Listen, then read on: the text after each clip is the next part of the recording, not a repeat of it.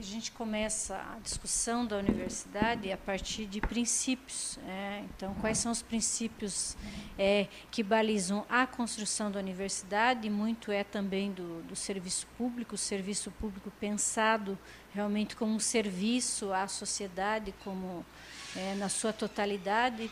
E nós colocamos que a democracia, inclusive uma democracia muito recente, embora seja uma construção já histórica de muito tempo, mas nós estamos ainda num começar de respirar democrático no país. Nós vivemos um momento longo de ditadura militar, então muitas coisas que nós colocamos ainda, algumas pessoas causam estranhamento, e a gente acredita que há necessidade dessa discussão.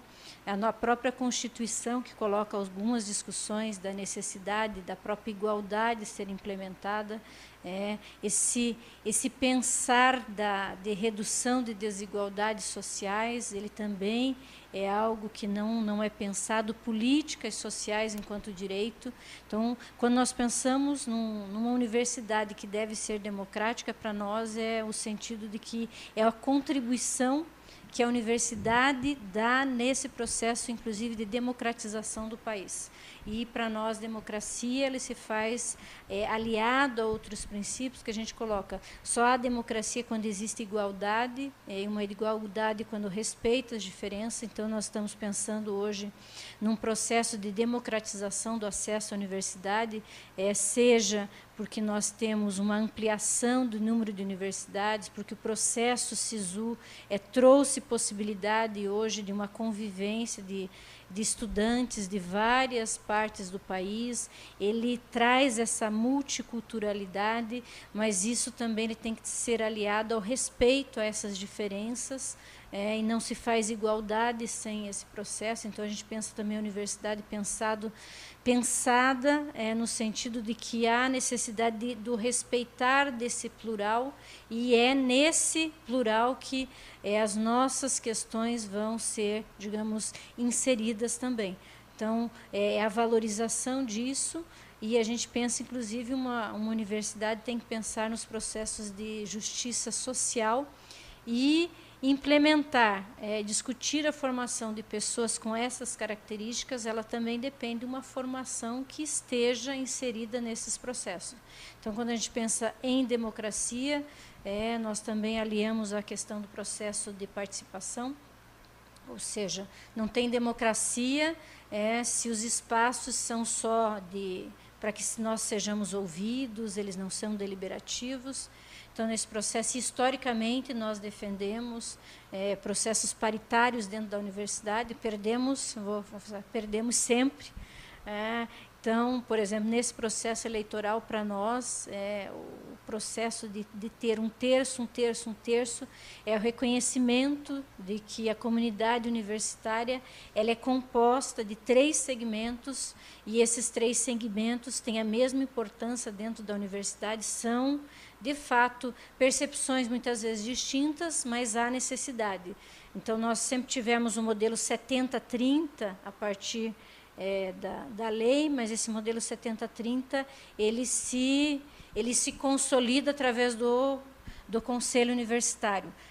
E a prova concreta, quando a gente defendia a participação dos estudantes em um terço, e que nos falavam tanto do 70-30, ou que os estudantes seriam transitórios na universidade, e que eles estariam para aprender, a gente sempre argumenta que os estudantes estão num processo transitório. Eu mesmo estou num processo transitório na vida aqui. Então, todos estão no processo transitório, mas o coletivo de estudantes ele é permanente. Então, há necessidade de resgatar essa discussão, e que já está presente em outras universidades, já está presente também em instituições. Antes, eu trabalhava no Estado, nas eleições, nas escolas estaduais. Atualmente, hoje é diferente, foi implementado outro processo, mas isso já era uma realidade. Então, é essencial esse resgate de quem faz e por que faz, a função social da universidade, ou seja, repensar a universidade é recolocar A universidade nesse contexto. Então, qual que é o perfil, inclusive hoje, que nós temos a partir do Reúne, existe um perfil diferenciado de docentes, a partir do SISU existe também um perfil diferenciado, e que as políticas da universidade, elas não têm conseguido dar conta, seja porque os nossos documentos institucionais, eles são menores que a universidade, nós crescemos, somos 13 campos, nós vamos passar para o 14º, então a gente diz que é essencial uma reconstrução disso, e para isso a gente propõe uma estatuinte que coloque em discussão na comunidade essas questões que nós consideramos essencial, que reveja, por exemplo, a questão da constituição do Conselho Universitário, que tem pessoas que não são eleitas.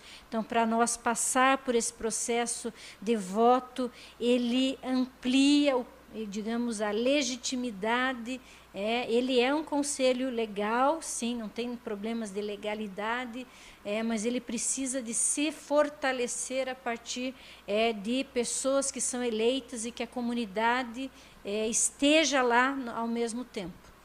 Então, existem, inclusive, vagas para estudantes, que a gente sempre pergunta se a nossa discussão em relação ao movimento estudantil, movimento sindical, é sempre de autonomia dos movimentos, mas nós também podemos fazer uma intervenção positiva no sentido de não criar problemas.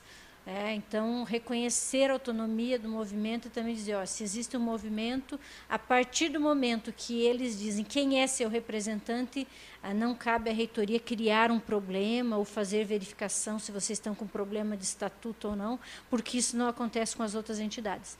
Então, se uma federação de indústria indica o seu representante, ninguém vai verificar se tem problema no seu contrato social, em questão de cartório. Então, para nós é essencial esse reconhecimento, porque a universidade se faz dessa forma também. Ao pensarmos a nossa instituição, agora a universidade, e a sua gestão, e ao fazermos esse pensamento, tendo um olhar no seu desenrolar histórico, ao compreendermos como a nossa instituição se insere no mesmo contexto histórico e político nacional. Então, criada em 1909, com a função higienista, né, de retirar os desvalidos da sorte da rua, dos pedintes, né, então, e dar para eles alguma expectativa de vida na medida em que daria uma formação profissional. Ao longo, depois, na década de 30, com a acentuação do processo de industrialização, as instituições formadoras de técnicos voltaram a sua atuação prioritariamente para a formação de mão de obra para o mercado, para a indústria, para o mercado. E isso foi se desenrolando ao longo dos séculos, né, do século, né? Nesse objetivo da instituição, escola técnica voltada para a formação de mão de obra para o mercado de trabalho, formação de mão de obra para o mercado de trabalho. A gente percebe que esse é um discurso que está vigoroso até hoje, né? No contexto nacional, você percebe, primeiro o Brasil saindo de uma monarquia, indo para uma república, mas uma república ainda muito frágil do ponto de vista da democracia, desde a revolta tenentista até 64, essa geração de militares participaram de inúmeras articulações de golpe. Quer dizer, o período democrático mais longo vivido no Brasil é esse último.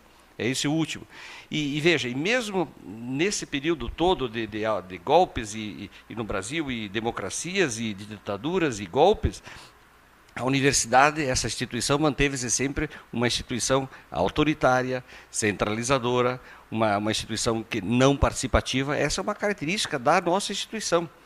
Então, precisamos superar isso. Precisamos superar esse modelo de gestão, que é um modelo de gestão que se espelhou na gestão da empresa privada, né, e é diferente.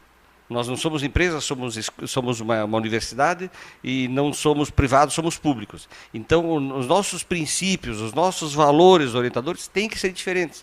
A eficiência na gestão tem que ser característico dos dois, mas os nossos valores, os nossos princípios são diferentes. E entendemos que isso precisa, de fato, ser levado a efeito. O que a gente percebe é ao contrário, que, na realidade, na gestão da instituição, o reitor tem uma função, tem um poder quase monárquico, né? Onde ele tem o poder legislativo, tem o poder executivo e tem o judiciário também. A exemplo da monarquia. Parece que ainda vivemos na Idade Média, né, em termos de gestão da nossa instituição. E acho que precisamos superar isso, né? Então, agora, né, com essa transformação em universidade, de fato, nós precisamos discutir que a universidade é essa de que estamos falando. Não nos parece defensável que seja um modelo de gestão que continue centralizador, continue autoritário, que continue distribuindo os cargos apenas por um viés clientelista e num viés de compadrio, né? Então, que é essa característica de gestão dessa instituição, né? Até esses dias, até pouco tempo atrás, a escolha do diretor de campus era feita pelo diretor-geral do Cefet Paraná. E isso só mudou porque foi uma disputa numa disputa eleitoral mesmo, que um dos candidatos assumiu que faria a eleição para diretor de campus, o outro teve que assumir também, mas é uma conquista ainda precária, porque não está garantido na legislação da universidade. Então, nós entendemos, sim, que precisamos superar esse modelo de gestão ultrapassado, precisamos superar esse modelo de gestão reduzido.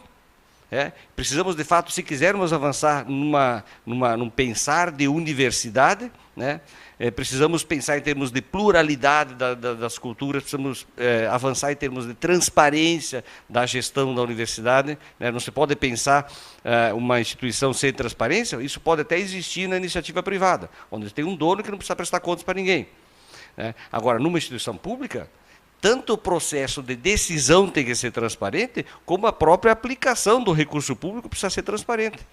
Isso não tem acontecido, né? Não tem acontecido. Haja o exemplo recente do problema sério tido pela instituição em Cornélio Procópio. Quer dizer, isso é a ponta do iceberg, né? Que outros problemas temos ainda. Então, isso só acontece em função de uma gestão que não tem transparência.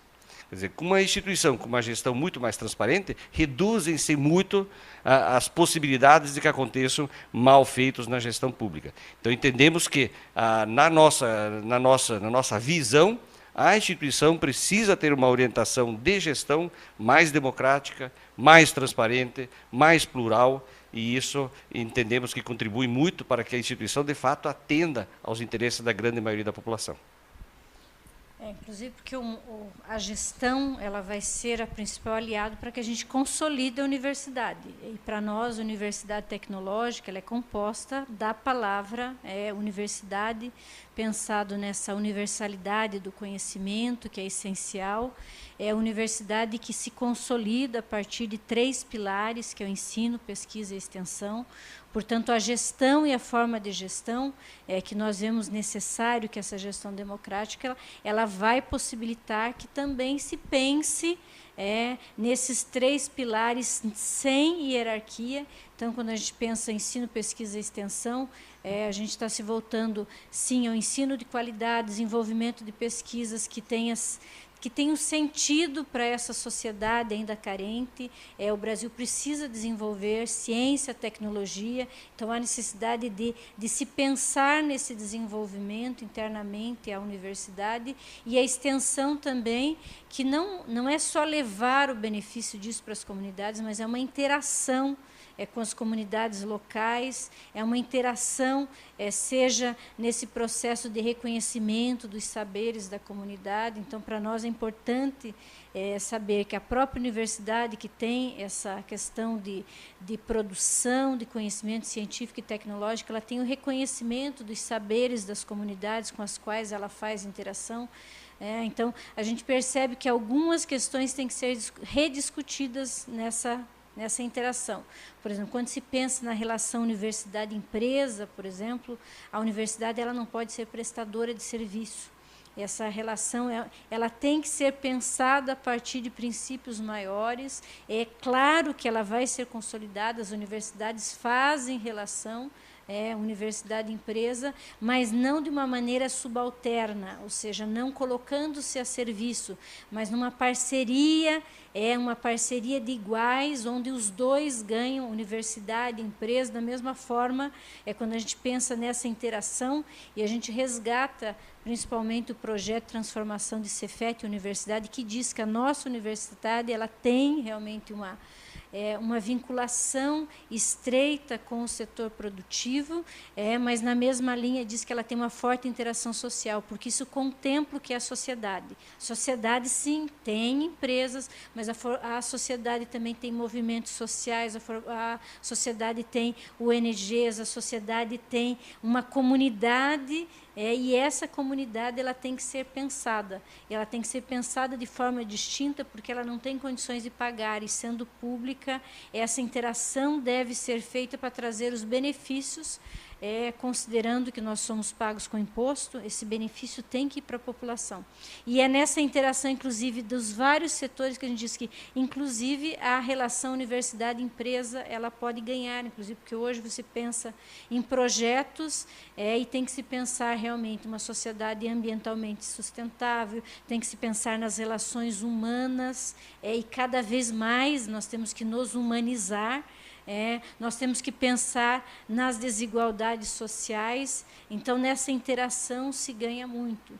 Então, pensar na universidade nesse contexto também é pensar, inclusive, nas diferenças entre campos. Então, pensar em diferenças não pode ser consolidar desigualdade entre eles. Então, considerar essa distinção entre cada um. Nós temos o campus Curitiba, ele tem uma trajetória histórica diferente, ele tem discussões, ele tem, inclusive, problemas diferentes. Nós temos campos que estão sendo consolidados. Assim como a gente tem problemas comuns nessa diversidade, a gente vai verificar que a reitoria vai se colocar e vai enfrentar problemas que são particulares também. Então, ver quais são os problemas comuns. Inúmeros. Nós temos problemas de estrutura, a questão de espaço físico, número de vagas para TAs, vagas para docentes, ampliação que quer se fazer, mas nem sempre você tem as condições objetivas. Então, a consolidação da universidade, para nós, ela passa por todos esses aspectos, e principalmente também na valorização do que nós temos. A gente tem uma trajetória histórica, e a gente coloca 2 pontos bem importantes que têm sido discutidos, e que faz parte de projetos diferentes. Nós aqui estamos apresentando, por exemplo, que a Universidade Tecnológica, inclusive pegando a nossa lei de transformação, ela diz que há necessidade dessa verticalização do ensino com a manutenção do ensino técnico. Ela também diz que essa discussão dos cursos tanto cabe quanto é salutar para a universidade os cursos de licenciatura. Então, são pontos assim muito polêmicos. Hoje a gente tem uma discussão que veio de cima para baixo, de extinção dos cursos técnicos, e para nós é essencial, não só porque é histórico, mas também porque a verticalização do ensino se mantém também nessa área. Dezenas de universidades do país mantêm cursos técnicos, têm colégios de aplicação, e isso não deixa de ser universidade. Então, a gente também coloca essa própria discussão da formação para que essas pessoas ingressem na nossa própria instituição, e nessa interação com a comunidade, que muitas vezes o curso técnico é a única oportunidade que aquela pessoa daquela comunidade tem para acessar a universidade.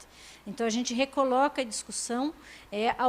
Nós temos uma luta, inclusive, hoje, de alguns setores, de alguns campos. Então, a nossa proposta é rever esse processo de extinção, e que a reitoria tem que estar no papel de buscar as condições objetivas para que o campus que decida manter os cursos, eles têm condições concretas. E essas condições concretas significa busca de vaga de professores de EBTT, que é do ensino básico, técnico e tecnológico, porque sem docentes não se faz. Busca de técnicos, de vaga para técnicos administrativos. E nas licenciaturas, que também tem muita resistência para nós, não só os cursos de licenciatura, mas a criação de cursos para que haja uma interação entre áreas, ou seja, se a gente está resgatando resgatando que a nossa universidade é a universidade tecnológica, essa universalidade, esse pensamento plural, essa forma distinta das áreas, ele só contribui para a consolidação da universidade. Portanto, para nós, na nossa concepção, ter cursos de licenciatura, ter cursos na área de letras, ele não fere um projeto. Então, grandes instituições que são da área tecnológica, eles valorizam a filosofia, eles valorizam a arte, eles valorizam as ciências sociais, porque a tecnologia é feita nas relações entre humanos, ela não é um artefato sem vida.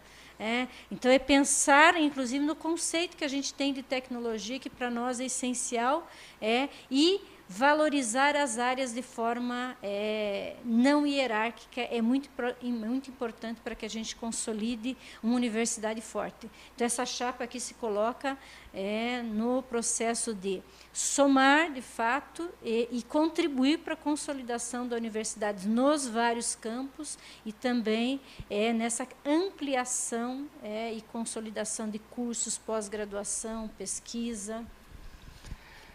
Perfeito. Também no sentido do como avançar no processo de democratização da universidade. Nós temos algumas propostas. Primeiro, o órgão máximo de deliberação dentro da universidade é o Conselho Universitário. A Nancy já falou de que nós somos contra a existência de membros biônicos dentro do Conselho Universitário. Então, membro biônico é coisa da ditadura. Então, nós somos contra essas pessoas que não foram eleitos que estão ali. De fato, a gente entende que tem que ser eleitos. Mas, além disso, além da composição do Conselho, tem um outro aspecto, que é um aspecto importante, que diz respeito justamente à questão da democracia dentro do Conselho Universitário. Porque se é o órgão máximo de deliberação, esse órgão tem que funcionar de uma forma que estejam garantidos os princípios da democracia. E o que seria isso? O funcionamento dele. Então, vamos ver como é que é o funcionamento do Conselho Universitário. É diferente dos demais órgãos colegiados, públicos, deliberativos, câmaras municipais, assembleias legislativas estaduais, câmaras federais. No Conselho Universitário, os seus membros não têm a possibilidade de apresentar um projeto de lei ou um projeto de resolução. Não tem a possibilidade, quer dizer, você não consegue propor um debate. Então, o membro está ali, mas ele não consegue propor o debate. Segundo, o relato é feito por relator indicado pelo reitor. Em outros colegiados, o relato é ou por sorteio ou por rodízio, ou por comissões que contemplem os vários membros que estão naquele colegiado. E a pauta é feita pelo reitor, não existe nenhuma regra disciplinando quando que o projeto tem que ir para a pauta, depois de quanto tempo tem que ir para a pauta. Então, todo o processo de deliberação dentro do Conselho Universitário é um processo que ele não reúne as condições que o caracterizem como democrático. Isso precisa mudar. Também nos campos, o poder de deliberação sobre a aplicação dos recursos no campus, aonde gastar o dinheiro, o que não gastar, a distribuição de vagas dentro do campus e todos os demais aspectos relacionados à gestão do campus, quer dizer, hoje está garantido que isso seja feito pelo diretor. Em alguns campos existe uma ação, mas é por iniciativa do diretor, apenas por iniciativa pessoal do diretor, de discutir esses aspectos essenciais com um conselho de campus informal. Campo Mourão tem e Pato Branco tem também. Então, mas veja, isso é uma iniciativa pessoal, quer dizer, se muda o diretor, vem um outro diretor e diz, não quero mais. Pode fazer isso, no contexto que está posto. O que nós queremos é que isso seja garantido na forma de um regulamento, que isso não possa ser retirado, e que esteja estabelecido nesse regulamento exatamente quais são as deliberações que deverão ser tomadas no Conselho de Campus. Porque não pode ficar aberto, isso aqui eu vou levar para o Conselho de Campus, não, isso aqui eu não vou levar.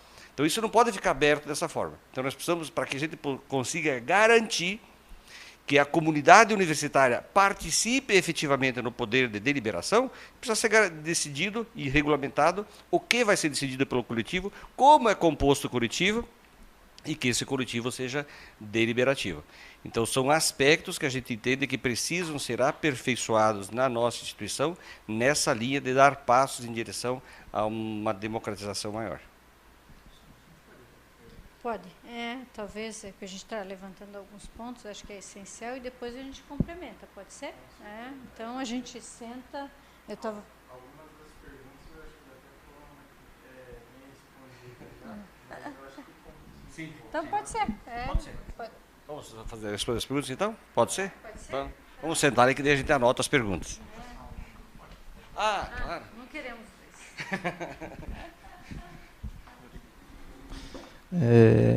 Primeiramente, boa noite aos candidatos e é um prazer muito grande tê-los aqui, né, no nosso campus. É a primeira visita?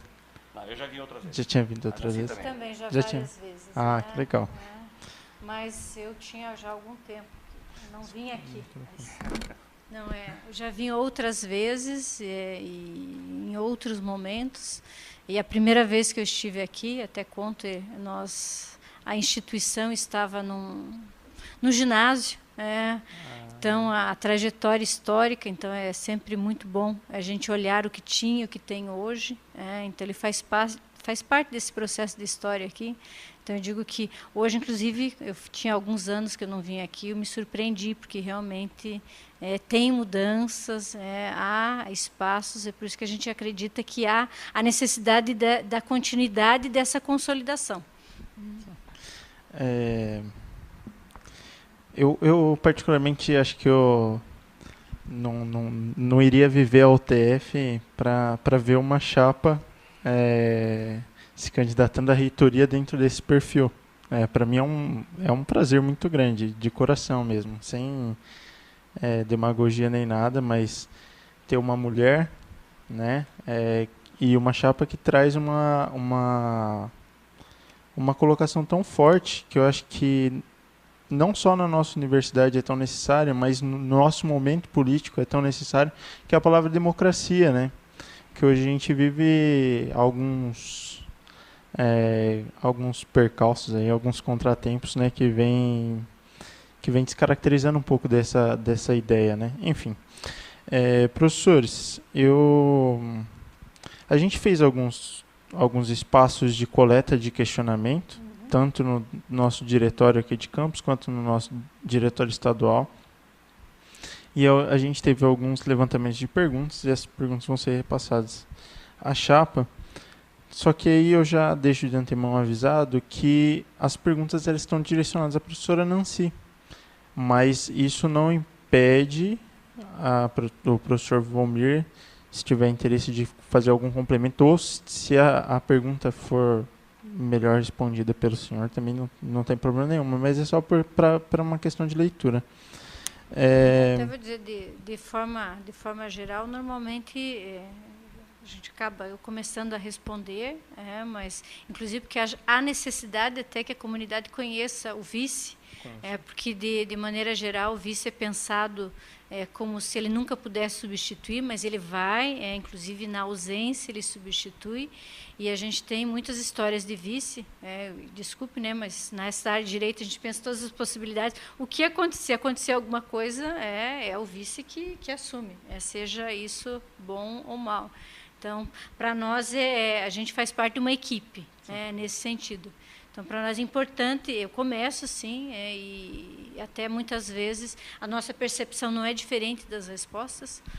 Então, eu sempre vou começar e, em alguns momentos, até pode ser que o vice comece, nesse sentido democrático.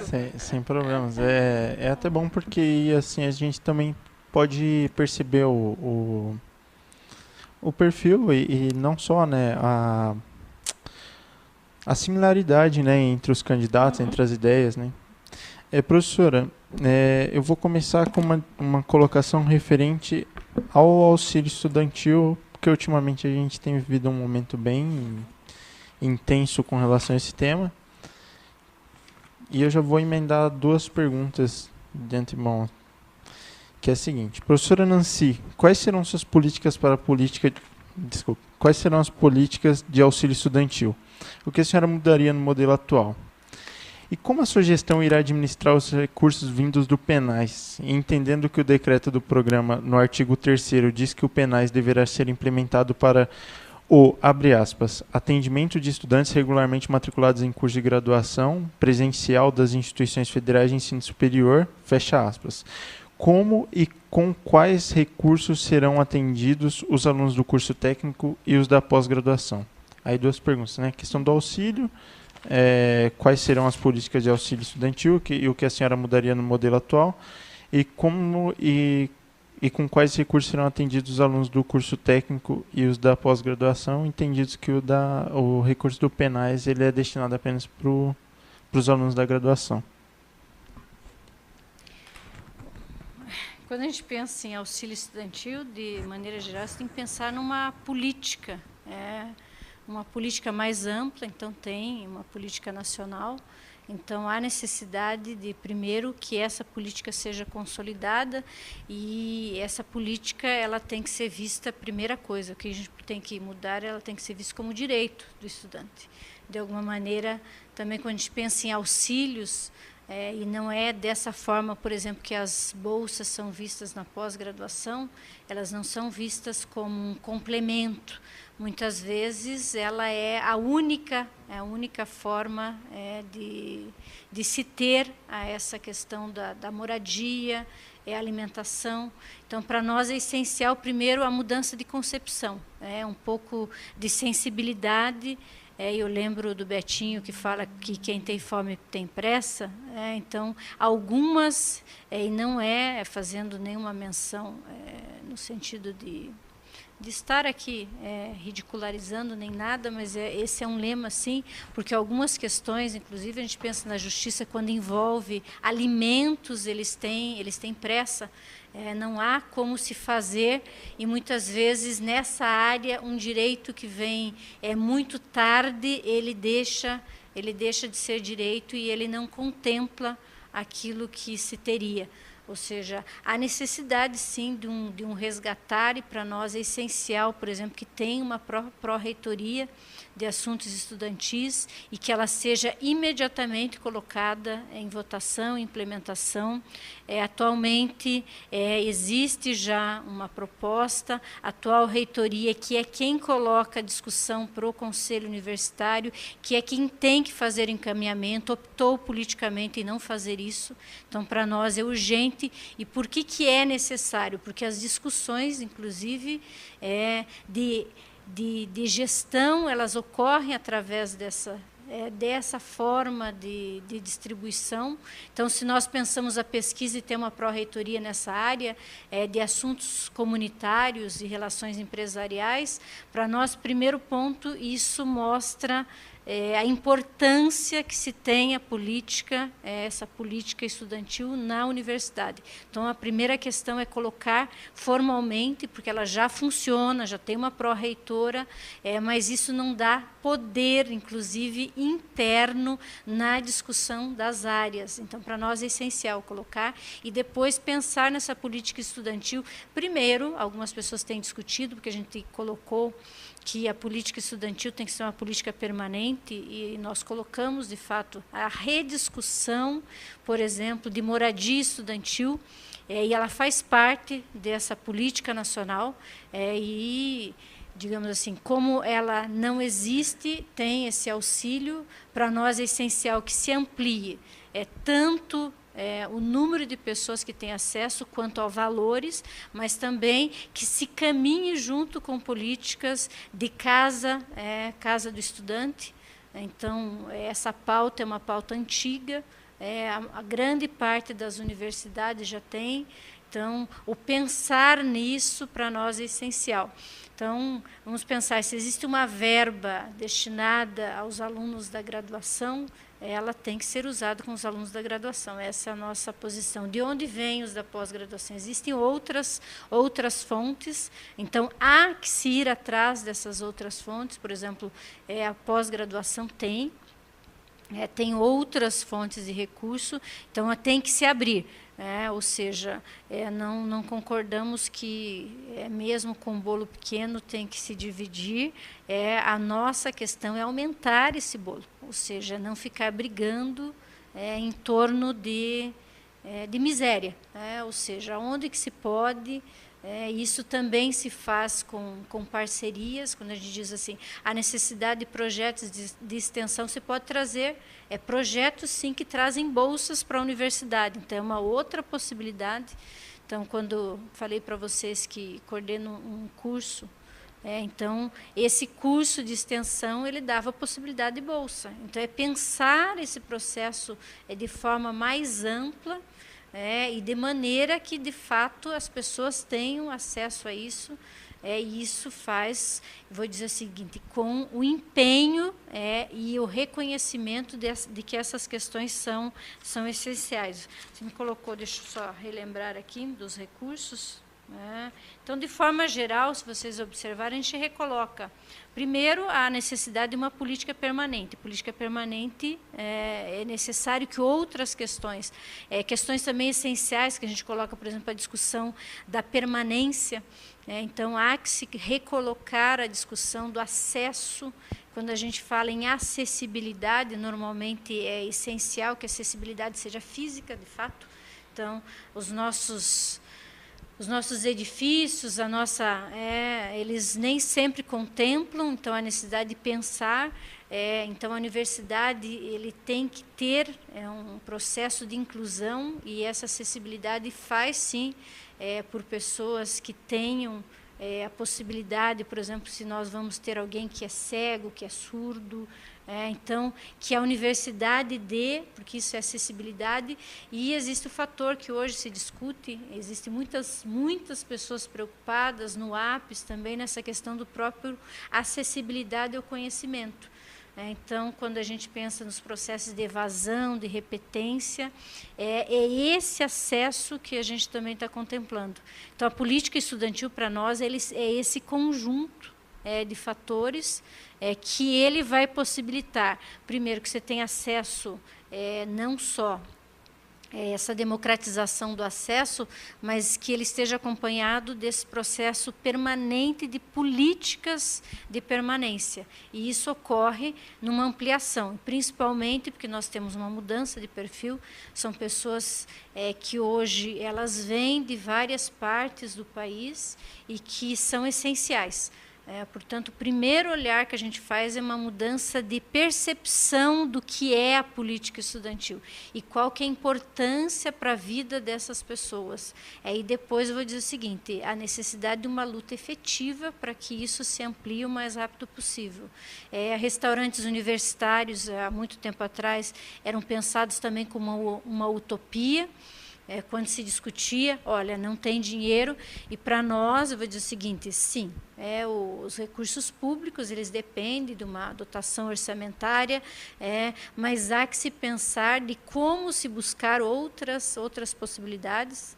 Então, se um dia os restaurantes universitários, eles eram utopia, hoje eles são realidade a partir dessa busca, busca permanente de novos recursos, novas fontes, projetos. Hoje, por exemplo, a gente tem a discussão do restaurante universitário na ampliação de espaços onde é menor, redução de fila, a questão da discussão de uma qualidade mínima, a discussão do próprio cardápio de pessoas que, por exemplo, não tem um padrão, alguns lugares têm vegetariano, outros não têm.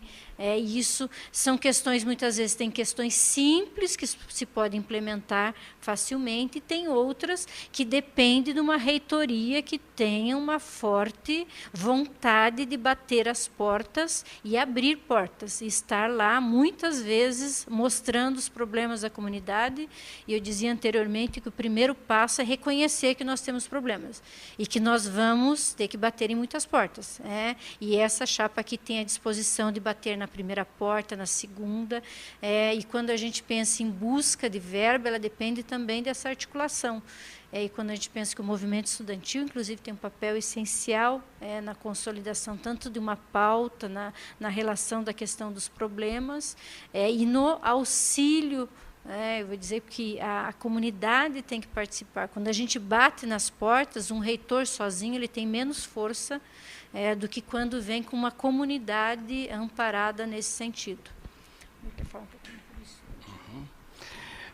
Também em relação a questão dessa bolsa estudantil, o que a gente precisa alterar imediatamente é esse processo burocrático na concessão desse auxílio.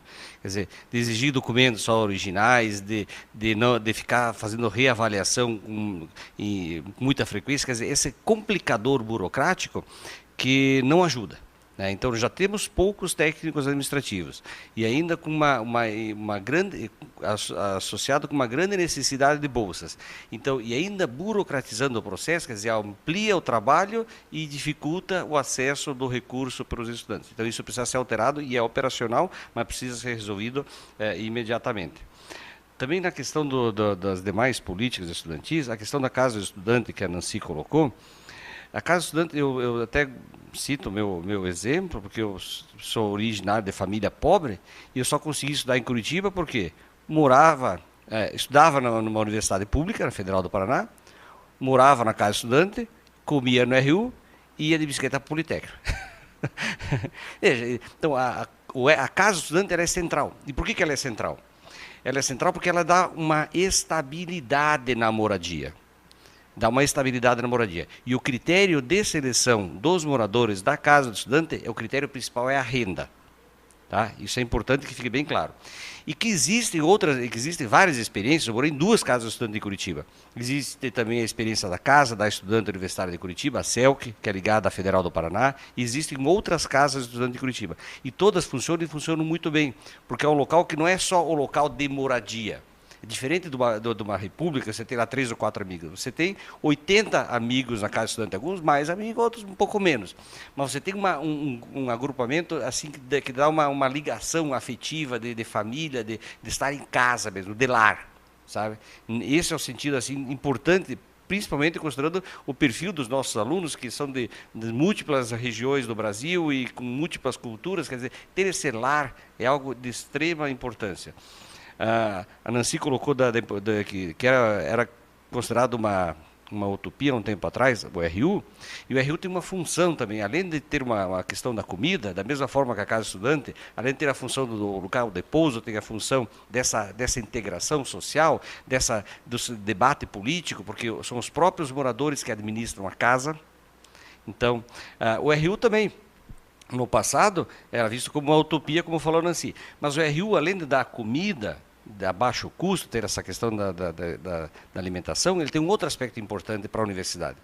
O RU, ele traz a possibilidade de os alunos, de fato, viverem o dia a dia da universidade. Quer dizer, quando não tinha RU, os alunos vinham, assistiam aula e corriam para casa comer, né? Então, a existência do RU tem essa contribuição, da permanência do aluno. E nesse sentido, nós entendemos que precisamos ampliar outros espaços de convivência na universidade. Quer dizer, quando se fala em fortalecimento do movimento estudantil, para que isso aconteça, os estudantes precisam ter espaços de convivência, espaços de diálogo, espaços de discussão dos seus interesses, das suas pautas, espaços de organização. Né? Então, nós já vimos que aqui em Campo Mourão, vocês têm algum espaço de convivência e um espaço do DCE. Mas isso não é uma regra, se você for olhar a história do campus de Campo Mourão, e não é uma regra nos demais campos da universidade. Então, isso precisa ser estabelecido e garantido também na forma regulamentar, que hajam esses espaços que sejam dos alunos. Né? Para que eles possam, de fato, na medida que se reúnam coletivamente, conseguir dialogar e atuar como coletivo. Senão você está só separado, você fica só no individual. Então, achamos extremamente importante que isso aconteça. E a questão da casa do estudante. Também esclarecendo de como funciona a casa do estudante e como é que se conseguiria a casa do estudante. Primeiro que ela tem um custo baixo. Porque qual é o custo da casa do estudante? O terreno é conseguido com o município e isso é muito fácil de conseguir, dado o interesse público que tem numa casa do estudante. A construção e os móveis tem que conseguir esse recurso junto ao governo federal e tem recursos para isso. O Ministério do Desenvolvimento Social tem recursos para esse tipo de projeto. Tá? E o restante não tem custo. Não tem custo por quê? Não tem custo nem para a universidade, porque não é a universidade que vai administrar a casa do estudante. Quem administra a casa do estudante são os próprios moradores, eles fazem a eleição da diretoria e dos conselhos, eles fazem a manutenção do prédio, eles fazem a limpeza, eles providenciam. Se precisar fazer a contratação de pessoas para fazer limpeza ou para fazer o café, é a gestão da própria universidade, que tem vida própria, que tem CNPJ, que tem estatuto. Então, não tem um custo para a universidade, um custo adicional de manutenção pelo poder público. E esse custo da casa estudante é rateado pelos próprios moradores, eles fazem assembleia, colocam as despesas, rateiam o que precisa para dividir a despesa, e mesmo assim tem um custo muito mais baixo para os estudantes, porque não tem o custo do aluguel. E além de ter o ganho, esse ganho político deles próprios gerenciarem a casa do estudante. Então, esse é um aspecto importante que se coloque, porque na verdade você tem um custo de implantação baixo e você tem um benefício de longo prazo, e você tem além de os alunos terem essa redução no custo de permanência na questão da casa, eles têm também esse desenvolver da política, da questão social, da questão cultural, fruto desse caldo de cultura que está aí na casa do estudante. Talvez até complementando, quando a gente pensa em políticas de permanência e o acesso ao saber, até a própria discussão da questão do reconhecimento que esses espaços de convivência, eles são importantes na formação, a própria discussão das relações humanas dentro da universidade. Eu penso aqui, a gente acompanha, então, esses processos de discriminação dentro da universidade. Há necessidade de uma política primeiro preventiva. Eu digo isso preventiva no sentido de redução e eliminação gradativa do machismo dentro da universidade, da homofobia, do racismo. E a gente sempre que as pessoas têm noção do certo e errado, inclusive as manifestações racistas, elas acabam sendo muitas vezes menor, porque tem lei que tipifica isso, mas muitas vezes elas são expressas de outra forma. Então, o trabalho também de política, política de permanência, ela faz nesse acolhimento das pessoas e na redução, que a gente chama redução desse ambiente hostil a alguns grupos sociais. Então, para nós é essencial que se rediscuta principalmente muitas questões que passa-se, uma piada em sala de aula, ela não tem problema algum, ela tem sim, porque nós estamos implementando o direito à educação, e o direito à educação se faz quando nós respeitamos e olhamos a outra pessoa como um igual, e essa questão é fundamental para que se faça, inclusive, uma política de permanência. Então, portanto, desde assim que se discute aí a política de cotas, então, ao receber, ao acolher essas pessoas, tem que se trabalhar esse processo, porque não adianta simplesmente abrir a porta e não ter condições de receber. Então, o que nós temos para receber a população indígena, que tipo nós vamos, como é que vai ser essa relação, inclusive, com esses saberes, e dificilmente nós temos a própria discussão dos saberes que compõem os currículos. Então, há de se pensar, porque parece que não tem nada a ver com política estudantil, tem a política de permanência. Então, para nós, política e política estudantil, ela tem que ser pensada de maneira muito mais ampla, com vontade, inclusive, de ampliar recursos, mas ela não é só feita com recursos. É com reconhecimento também da necessidade de discutir várias questões e assumir como prioridade. Porque os estudantes, eles não são seres que nós moldamos. Aqui nós estamos na relação de iguais, ou seja, daqui a algum tempo vocês podem estar dividindo uma sala comigo, passo no concurso. Então, a relação é nesse sentido desse reconhecimento e de ampliação das políticas, no sentido de políticas permanentes. Professora, só aproveitando já esse gancho que a senhora deixou aí, o que a senhora pensa sobre política de cotas raciais? A senhora acha que a quantidade de vagas ofertadas é o suficiente? Estou pensando como que historicamente se consolidou, e a gente verifica, fazendo um comparativo, por exemplo, com a Universidade Federal do Paraná, que ela não precisou que viesse de cima para baixo a implementação. Então, existe uma dificuldade da nossa instituição de reconhecimento e reconhecimento do sentido de que a universidade ela tem que dar uma contribuição para as reduções das desigualdades, discussão das desigualdades sociais, eu diria. Quando se pensa em desigualdade, existem grupos que historicamente, a partir da sua de uma história, vamos pensar a população negra, quando a gente fala, são processos de reparação.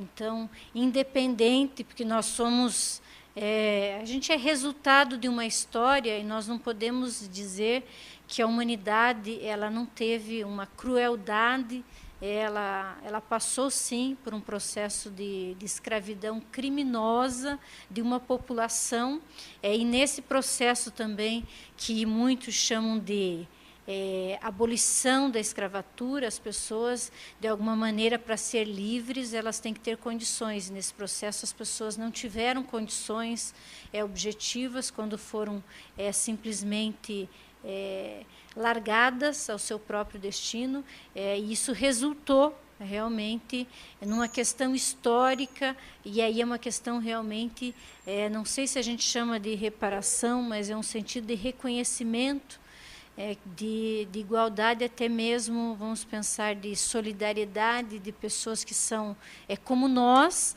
mas tiveram uma trajetória histórica que não possibilitou esse acesso à universidade. Então, nós já nos colocamos favoráveis às políticas afirmativas, defensoras dessas políticas, porque para nós ele é um fator de aceleração da igualdade. Então, se nós aguardarmos sem política afirmativa, por exemplo, e vou pensar aqui na parte, por exemplo, das mulheres, que isso se consolidasse sem ter uma lei Maria da Penha, a gente vai levar... não vai levar 50 anos, vai levar 100 para que essas relações se consolidem. Então, a universidade tem um papel de discussão dessas questões de aceleração da igualdade, e eu colocaria aí que as políticas afirmativas elas são essenciais para que a população tenha acesso à universidade. Eu diria assim que a universidade ela deveria ser para todas as pessoas que desejam fazer a universidade. E a política de cotas ela é uma política, ela não é uma política permanente. De fato, se pensaria num processo de aceleração para que, por exemplo, uma população que não teve acesso à universidade, ela possa ter, por exemplo, um médico na família, que seja negro, que a população negra, inclusive, verifique o que é possível primeiro, porque, veja, faz uma diferença um advogado negro na família, isso ele cria uma discussão diferente. Quando eu vou lá num consultório e sou atendido por uma população negra, essa mudança de percepção que eu tenho do outro. Então, é essencial, não só nessa questão de ter essas pessoas como exemplos, mas de um reconhecimento que essas pessoas têm direito a esse espaço, têm direito de estar na universidade, têm direito de ser médico, têm direito de ser advogado, têm direito de ser engenheiro ou engenheira. Isso perpassa também para a população indígena, quando a gente pensa em várias universidades que têm cursos específicos voltados, e eles não podem ser os mesmos. Muitas vezes a primeira língua deles não é o português, então há necessidade de repensar, e a universidade tem pensado pouco nessa população, e de alguma maneira, quando veio a política de cotas, ela veio sim de cima, fazendo com que a universidade assuma. Para nós, a universidade deveria ser uma das primeiras a fazer essa discussão. Ela não fez, mas hoje acredito que a gente tem que ter, inclusive, condições de ampliar isso, e de condições de ampliar, inclusive, com projetos distintos. Também, lembrando dos debates intensos, quando se discutia a questão da política de ações afirmativas e política de cotas, eu lembro que um dos principais argumentos utilizados dos que eram utilizados pelos que eram contra as políticas de cotas, um dos principais argumentos utilizados era o seguinte: olha, não vai fazer política de cota, vai entrar uma pessoa ali que não tem tanta qualificação, não tem tanta formação, nós vamos formar profissionais que não vão ser qualificados. Já imaginou um médico que vai se formar ali, que vai atender o teu filho, ele entrou na política de cota, não sei o quê, não vai ser um bom profissional. E esse era um dos argumentos principais usado por aqueles que eram contra a política de cotas. Bom, passado o tempo, os dados mostram que não é isso. Quer dizer, os dados mostram que, mesmo que no ingresso, quem ingressou pela política de cotas tinha notas menores, já no andar do curso e dos cursos, né, dos diversos cursos, que essas pesquisas foram feitas de forma bastante amplas, o que se percebeu foi ao contrário, que os alunos cotistas tinham, em média, notas um pouco superiores aos não cotistas. Isso. Os cotistas tinham notas superiores aos não cotistas. Então, e por que? Daí começou a discutir, bom, mas por que é superior? Porque valorizou a oportunidade de entrar naquele curso e porque sabe da importância que aquele curso pode ter na sua formação profissional, no impacto na sua vida, da sua família. Quer dizer, tem toda uma discussão de o porquê é isso. Mas os dados mostram que o aluno cotista é um bom aluno, sim, e se forma, sim, um excelente profissional. Para a gente dar andamento, a gente vai fazer algumas perguntas referentes à chapa, especificamente e o processo de consulta. Professora Nancy, entendendo hoje o processo de consulta à reitoria, entendendo que hoje é um grupo que representa a situação da gestão atual e dois que simbolizam a oposição, pergunto, por que não houve unidade entre as chapas de oposição? A senhora não acredita que dessa forma os votos dos insatisfeitos com o modelo atual se dividirão? E pior, se perderão entre as duas chapas, promovendo assim um ganho tranquilo à chapa 3? E de onde vem o recurso para o desenvolvimento da campanha da sua chapa? Por que, diferentemente da chapa 3, a senhora demorou tanto tempo para trazer seu material de divulgação? Uma pergunta interessante. Inclusive, vou começar pelo processo que você chama, que é um processo de consulta à comunidade, que vai levar os nomes, que o Conselho Universitário vai depois compor uma lista tríplice, e que essa lista tríplice vai ao MEC para que seja, entre os 3, escolhido um. Para nós, historicamente, a gente defende, e politicamente nós temos discutido que na comunidade tem um processo eleitoral, e não é porque nós desconhecemos que isso ocorre, mas porque historicamente a gente defende, primeiro, que esse processo se encerre na universidade. Então, listas tríplices não cabem quando a gente pensa em democracia. Então, nós temos realmente um pacto no Conselho Universitário que a pessoa que estiver com o maior número de votos da comunidade é essa pessoa, ou seja, inclusive a não aceitação de um nome diferente. Então, neste governo que a gente tem aqui, não tem nenhuma história de uma pessoa de segundo, que foi segundo ou terceiro na lista, mas é possível dependendo de mudança de governo. Então, para nós é fundamental que esse processo realmente se encerre aqui e que a vontade da comunidade é o que vai dar legitimidade a esse reitor, a essa reitora. A questão de discutir a unidade é uma estratégia eleitoral. Para nós, a gente também considerou essa discussão como fundamental.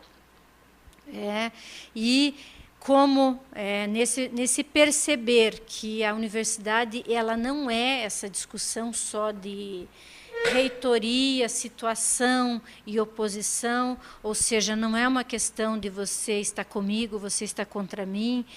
Então, aqui é realmente essa chapa, ela tem uma proposta distinta da reitoria, mas ela está em oposição a ideias do grupo que está lá, tanto que a gente está discutindo que não adianta mudar as pessoas, tem que mudar o modelo de gestão para que não haja, assim, de repente, uma pessoa mais democrática, muda um pouco as relações, é altera, vai uma outra, volta. Para nós, o essencial realmente é que saia dessa questão, e nós colocamos como prioridade um projeto de universidade.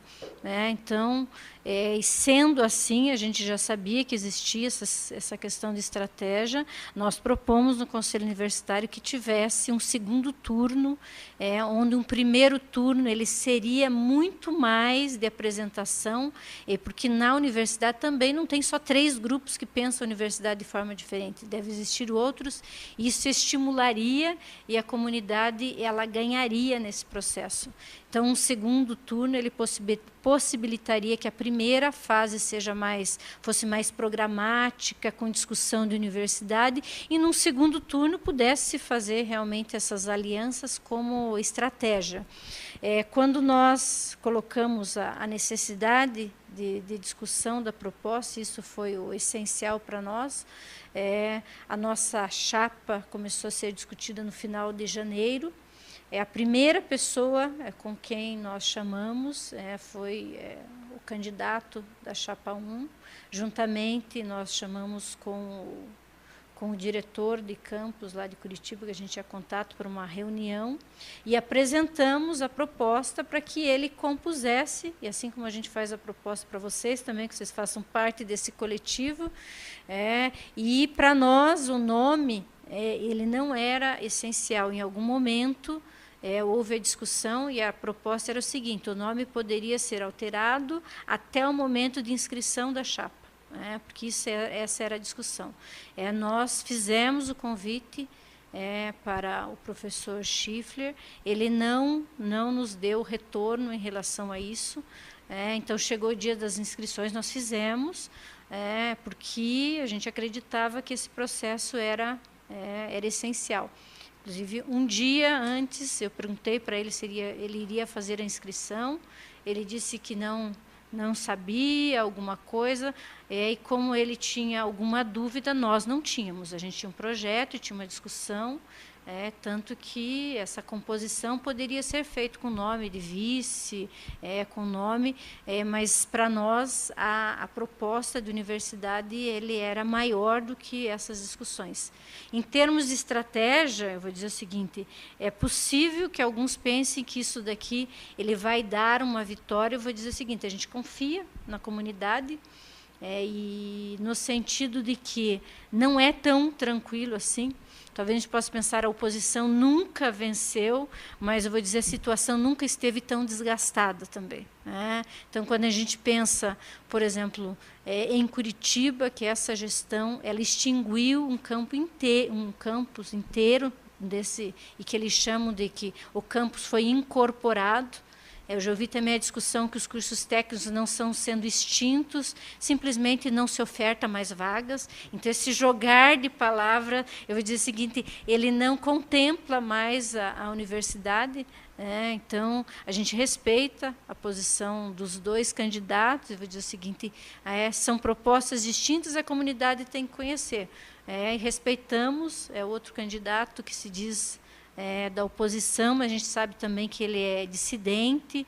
Então, quando ele coloca que ele já participou da gestão, é isso mesmo, mas haveria essa possibilidade de uma composição, mas uma composição programática, não a partir de um nome, de interesse, interesse de poder pelo poder, ou seja, eu faço composição se eu for.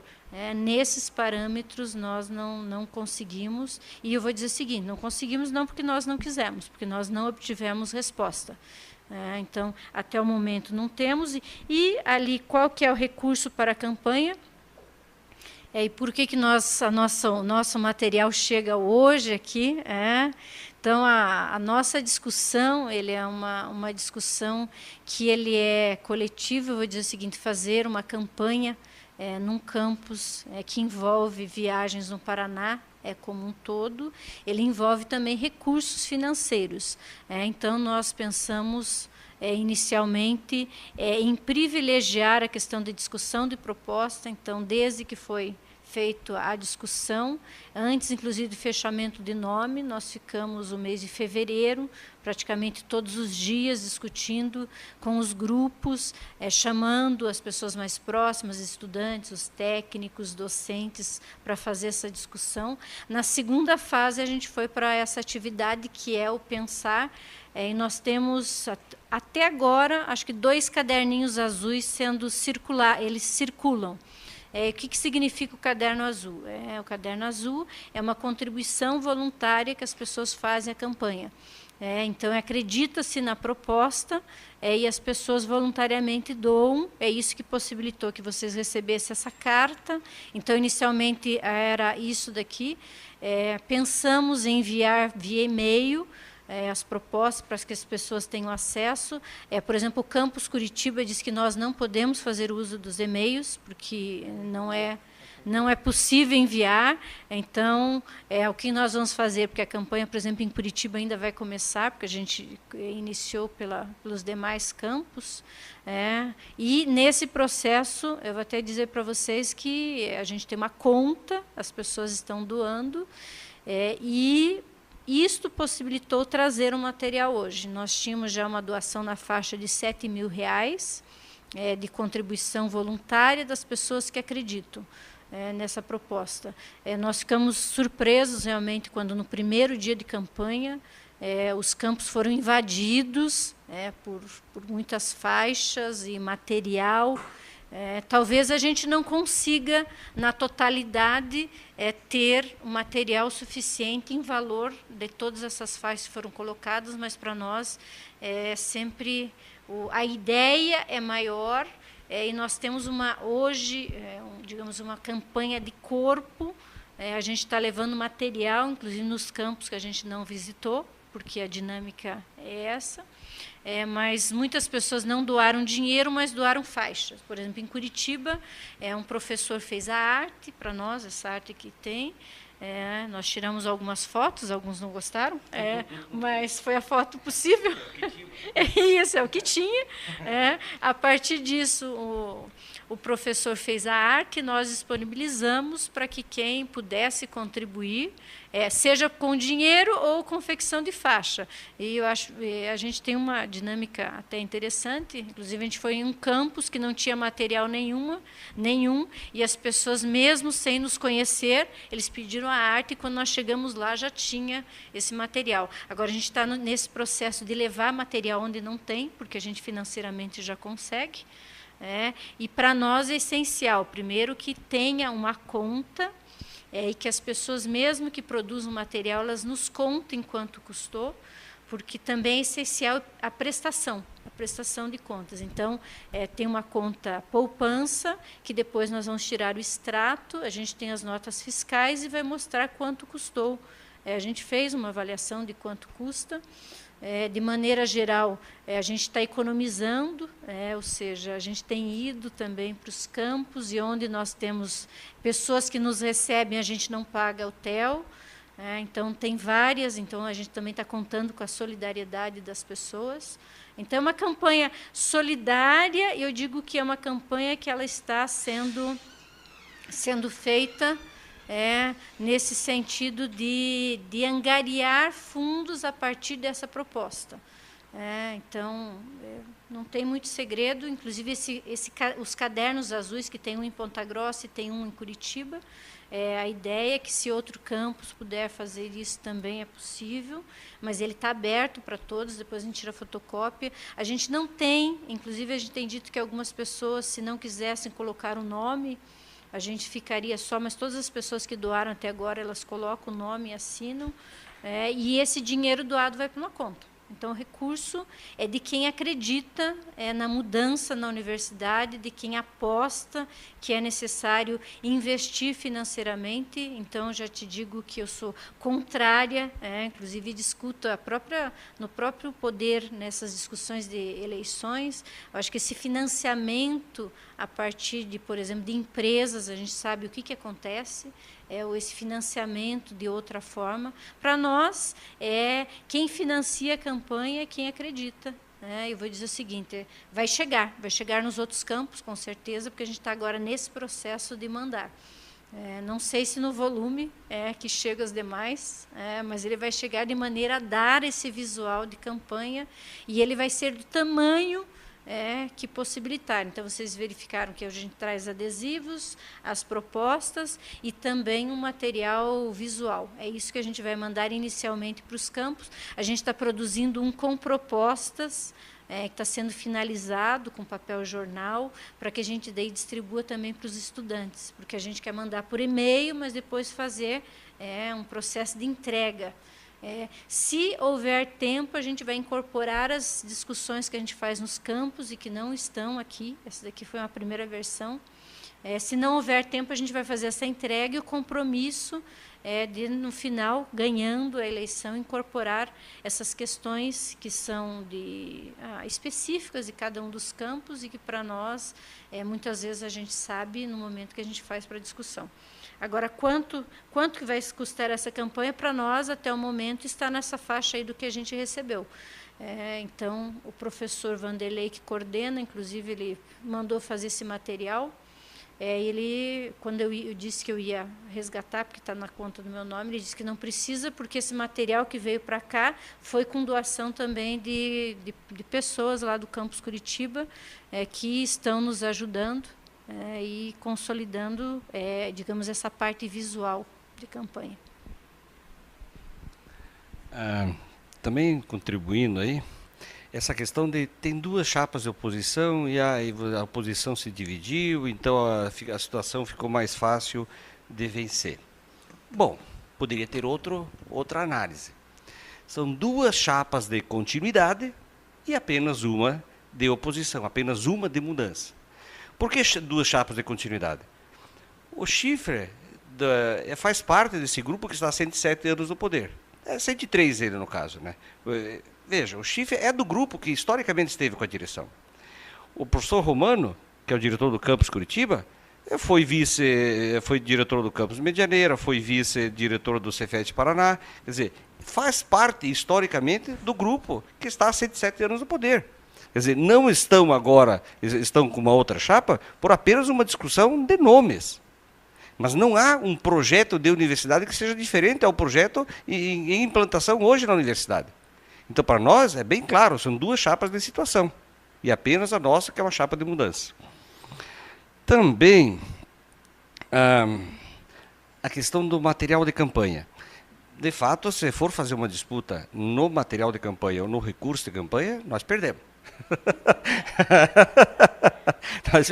Mas como a disputa não é essa, a disputa está no campo das ideias, e principalmente numa universidade, né, onde as ideias é que têm valor, né, nós entendemos que as nossas ideias é que são a nossa força, que é o nosso vigor. Né, porque são as pessoas que tomam contato com ela, que discutem ela, que acreditam nela, que viram a militância, né, na defesa de uma universidade que seja bom para todos nós.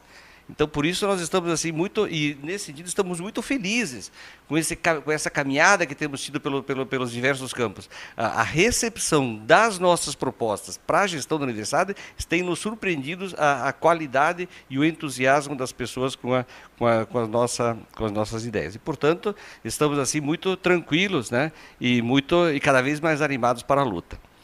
E daí, só um comentário final também na questão das faixas, né? Uma vez a gente tinha um ditado lá em Pato Branco, não era bem, é só fazer um trocadilhozinho. Faixa não vota. Quem vota são as pessoas. Então, de fato, o fato de você ter grande material de campanha é discutível o quanto ela representa em termos de número de voto.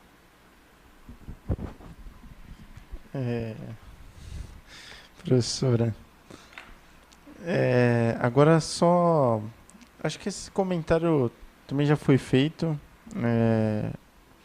sobre essa discussão, mas só para a gente dar uma voltada. É sabido que muitos dos regulamentos, estatutos e regimentos da UTF-PR estão ultrapassados e remetem ao tempo de Cefet. Quais são suas propostas para a reformulação desse documento na UTF-PR? A senhora é favorável à paridade universitária como um objetivo de democratização da universidade?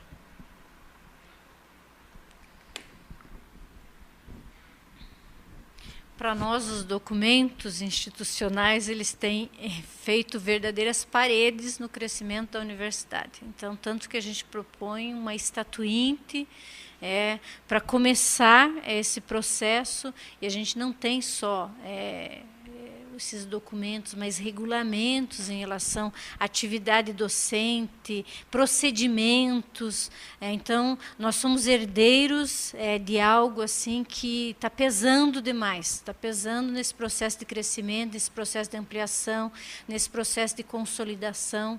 Então, há necessidade urgente de repensar todos esses regulamentos, o nosso estatuto que possibilite, de fato, que haja essa discussão. A gente já disse que para nós é essencial a discussão da paridade, nesse reconhecimento que a comunidade universitária é formada de 3 segmentos, sim, esses 3 segmentos têm que participar ativamente, a gente coloca a participação de fato, ela não pode ser, inclusive, uma participação assim só nas intenções. Então, os nossos documentos eles devem ser refeitos a partir dessa nova realidade da universidade. A universidade hoje é maior que os seus documentos, então ela não possibilita esse crescimento e essa consolidação. Então, eu diria assim que desde o nosso estatuto, o regulamento em relação à questão do conselho universitário, esse processo ele tem que ser refeito no sentido de repensar. E quando a gente pensa em documentos, ele tem que contemplar essa realidade que nós temos hoje, 13 campos indo para 14, a questão de implementação de uma democracia interna, os processos de participação, a participação efetiva. Então, eu vou dizer o seguinte, nesse sentido, documentos, a gente já até colocou a necessidade total, porque nós somos prisioneiros dos documentos, e nós queremos estar de mãos dadas com documentos, estatutos, regulamentos que possibilitem que a gente avance mais rápido. Então, esse caminhar, a gente está carregando assim, milhares de pesos, parece que os 107 anos de história estão presentes nesses documentos e inviabilizam o nosso crescimento. E inclusive essa, que eu não diria de revisão, mas é uma reformulação geral, ela tem que contemplar essa paridade nesse reconhecimento aí da necessidade de participação. Considerando, até como eu digo para você, a questão dos iguais, e que, por exemplo, pensar na questão dos estudantes, eles não são nem transitórios, porque eles estão na universidade, é um coletivo permanente de estudantes, e também eles não podem, muitas vezes a gente ouve, eles não são clientes da universidade, eles são pessoas que compõem esse coletivo universitário e que tem que ter, sim, essa questão de poder de decisão, o poder de voto, para que a gente possa efetivamente contribuir para essa democracia.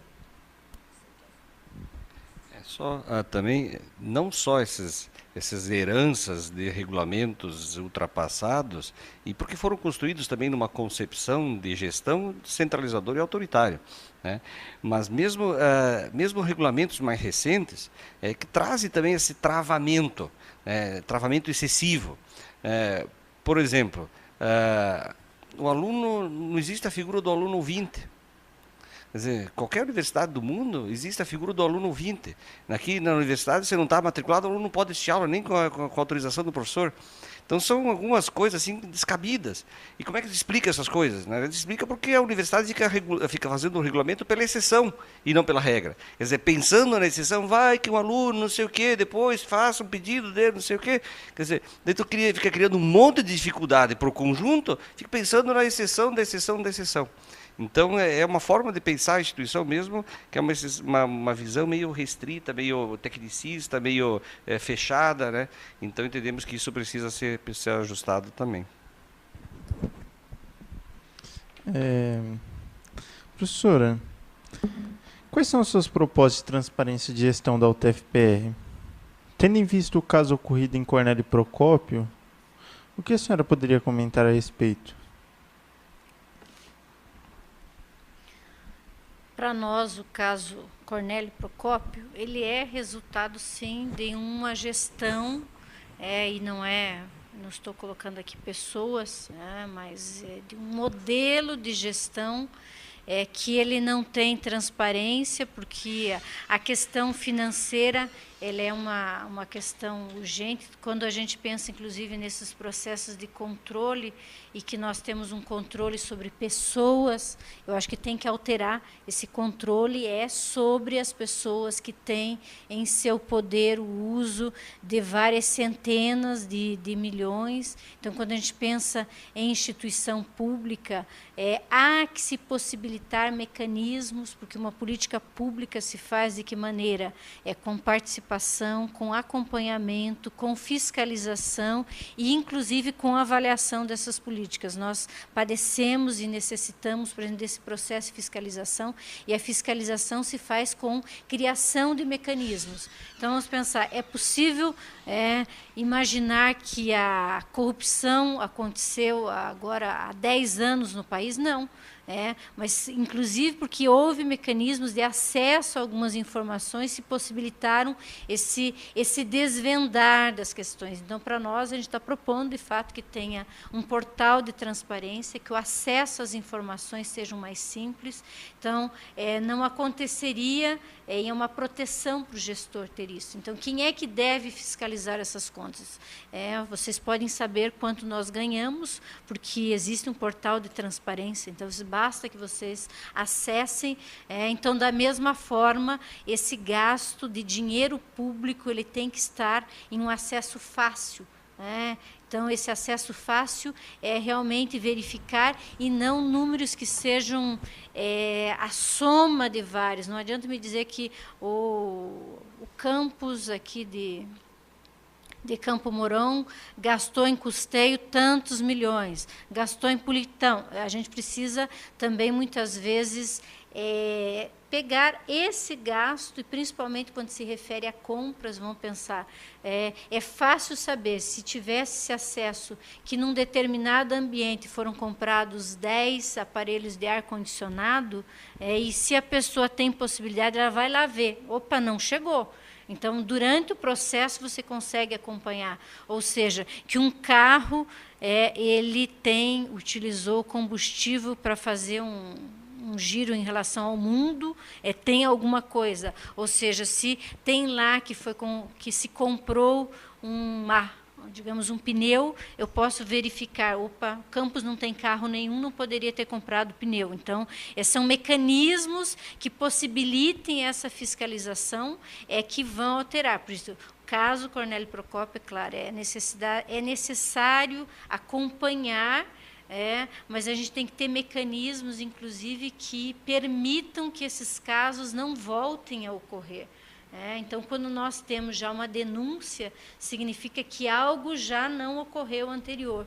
E a comunidade já perdeu, ou seja, quando a gente fala em desvio de dinheiro, ele é um desvio de dinheiro público, que a comunidade, e sempre eu digo isso, porque a comunidade mais pobre, normalmente, ela paga muito imposto, e não que isso não seja necessário, porque imposto ele é também uma forma de dar direitos, mas a gente tem que ter o respeito a essa comunidade que paga, e ela também tem que ter acesso a esses mecanismos. Então, uma das questões é a questão da transparência em relação a gestão financeira, mas há necessidade de implementar também uma transparência em relação a critérios de tomadas de decisão. Quando a gente pensar o que aconteceu, como é que, por exemplo, vagas por exemplo, docentes, por que foi para aquele campus, quais foram os critérios. Então, quando a gente pensa, por exemplo, a discussão dos cursos técnicos, colocar claramente quais foram os critérios adotados para que os campos fizessem a extinção, há necessidade de uma audiência pública para explicação, há necessidade se faz. Então, criar mecanismos que já existem, e colocar e implementar no âmbito da universidade.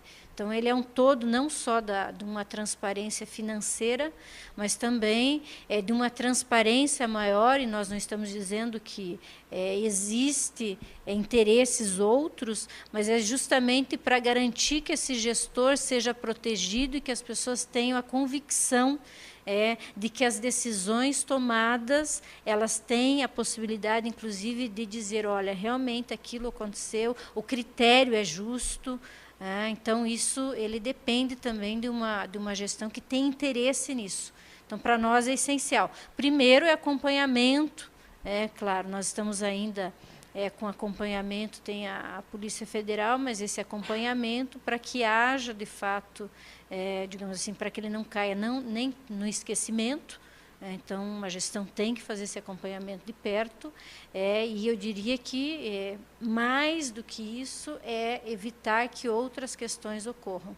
Porque, de uma maneira, não é uma questão que ocorre lá naquela comunidade, é o nome da UTFPR que ela acaba sendo colocado. Então, para nós é um problema da universidade e tem que ser tratado de forma séria, no acompanhamento, na verificação, no acompanhamento que deve ter processo administrativo, está no âmbito criminal. Então, esse acompanhamento mais de perto para que tenha tanto não se tem essa questão de sensação de impunidade, e até vou dizer o seguinte, que também as pessoas envolvidas e que ainda não se tem resultado, elas também não sejam massacradas antes do tempo. Eu vou dizer o seguinte, porque algumas vezes, e principalmente com esse processo de tecnologia, nós julgamos sem ter acesso às informações, então também somos contrários a esse processo que coloca a vida das pessoas. Então, existe um caminhar administrativo que tem que ser acompanhado muito de perto, é uma prestação de informações para a comunidade, e existe um caminhar que é um caminhar criminal também, que foge um pouco da universidade, mas ela tem que acompanhar, e eu vou dizer, há necessidade de respeito a essas pessoas. Então, a gente também é contrário a uma exposição excessiva sem que seja feito o devido caminho. E essa comunicação com a comunidade para nós é essencial, mostrando que caminho está sendo tomado e constantemente, oficialmente, seja dito para a comunidade qual é o andamento, aonde está, o que está acontecendo, já terminou o inquérito, ele já virou processo, como virou processo, quais são os réus, o que está acontecendo nessa discussão. Então, para nós é essencial ele estar na transparência de gestão.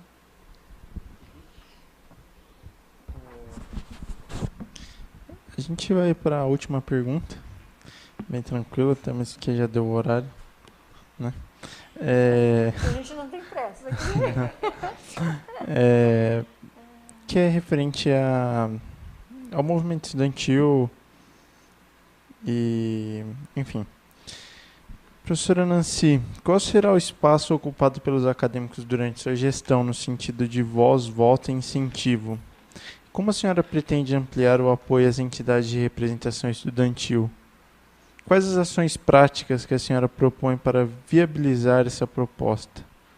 Qual é a sua relação com o movimento estudantil? Durante sua formação, qual foi seu envolvimento com o DCE, o Centro Acadêmico?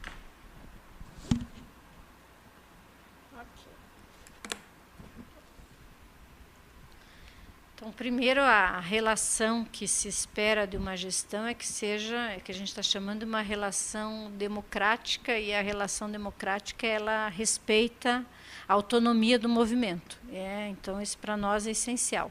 É garantir que os movimentos tenham autonomia para as suas decisões, porque independente se eles concordam com a gestão ou não, esse é o papel, de fato. Inclusive, é um papel que ele é central.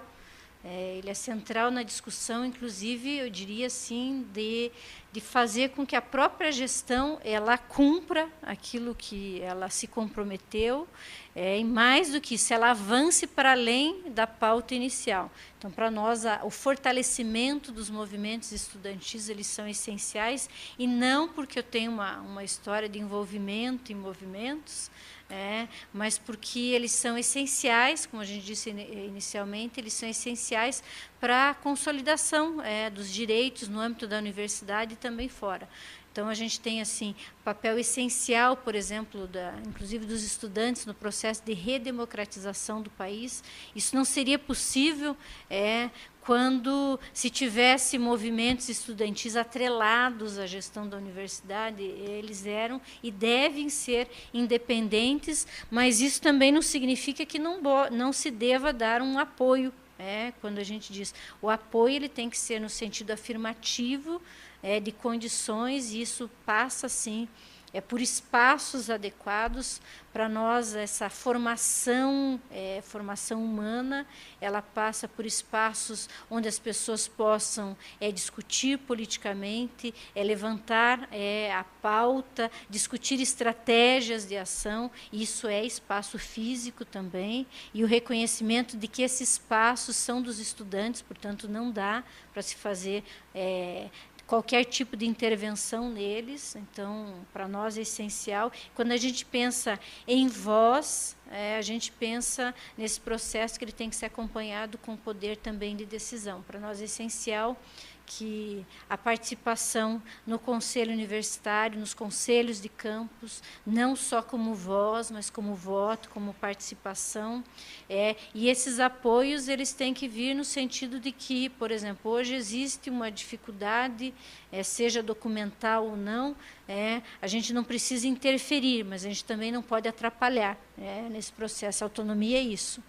Primeiro, não intervir, e se fizer alguma intervenção, é uma intervenção, digo, de aliados, ou seja, é possível fazer algum auxílio no sentido de dar mais espaço, então isso é possível, mas não como favor ao movimento de organização estudantil, mas como direito a esse espaço, e também interpretando que ele é o espaço de formação.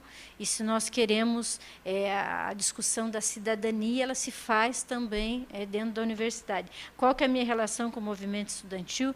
Então, quando eu fiz parte de grêmios no ensino de segundo grau, mas eu digo que depois a minha vida ela foi por outros caminhos que não o movimento estudantil. Eu atuei muito em pastorais, principalmente a pastoral operária, e desse movimento eu realmente fui para o movimento sindical, muitas vezes.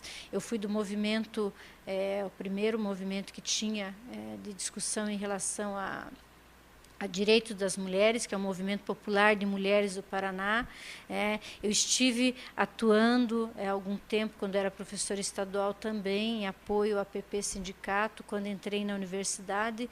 Então, eu tive sempre essa participação nos movimentos sociais. Então, eu não sou tão antiga assim, mas a gente participou de toda essa discussão das diretas já no país.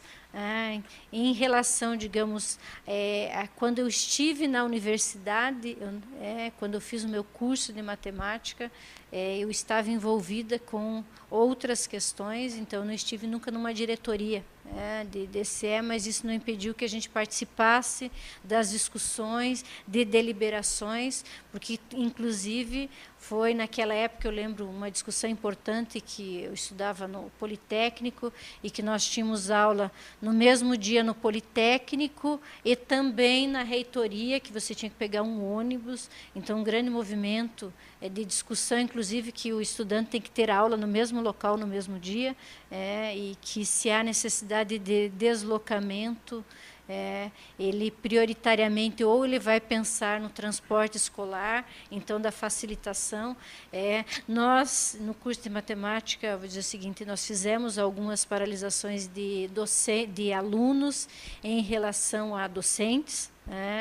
Então, nós tínhamos, na época, algumas discussões nesse sentido, Algumas saímos vitoriosas e outras não, mas aprendemos na luta. Então, participei, mas como alguém que participava como estudante, e não como diretoria. Então, a minha participação foi num grêmio estudantil no ensino médio, mas depois a discussão em relação às demais foi em outros movimentos.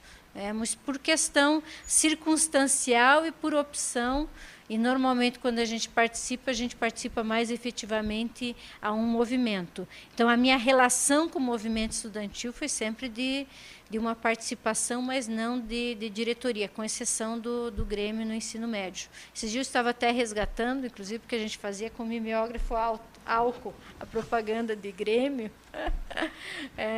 mas para nós é essencial esse apoio, e esse apoio tem que vir no que vocês do que vocês precisam, e como é que a reitoria pode se colocar sempre no sentido de, digamos assim, aliado, e é um aliado que não vai cooptar.